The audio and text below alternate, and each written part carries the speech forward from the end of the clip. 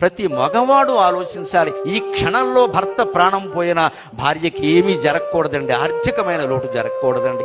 అది బాధ్యత వహించాలి. భర్త అంటే బాధ్యత, లవ్ అంటే రెస్పాన్సిబిలిటీ. అస్తమాను భార్య దగ్గరికి వచ్చి నువ్వు అందంగా ఉన్నావు, అడ్డంగా ఉన్నావు అని ఎదో పోగొడతారు. పోగొట్టే ఆడాళ్ళు కూడా దీనికే పడిపోతారు, దిక్కుమాలిన జరుగుతుంది. అందంగా ఉన్నావు అనగానే నా పేరు ఏం పెట్టామని అడగాలి.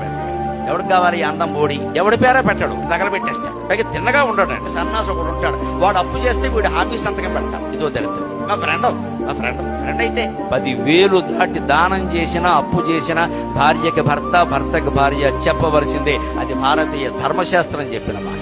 మనకు హక్కు లేదండి ఎవరికి. నువ్వు ఎంత సంపాదించినా సరే, భార్య అయినా సరే, భర్త అయినా సరే, 10,000 దాటి అప్పు కాదు దానం చేసినా సరే చెప్పాల్సిందే. వాడు చెయ్యొద్దు అంటే మానేయవలసిందే. వాళ్ళు ఒప్పించే వరకు ఉండాల్సిందే. ఆ ఇంట్లో చెబితే చేయనివ్వరండి, మానయ్య. ఎందుకు చెప్పాను? నీకు క్షేమం కోరి చెప్పు, ఆమె నొప్పించు అయితే మానయ్య. మన పౌరుషాల కోసం, వేదికల మీద మన పేర్లు చదవడం కోసం విరాళాలు ఇస్తూ పోతే రేపొద్దున ఈవిడేం చేయాలంటే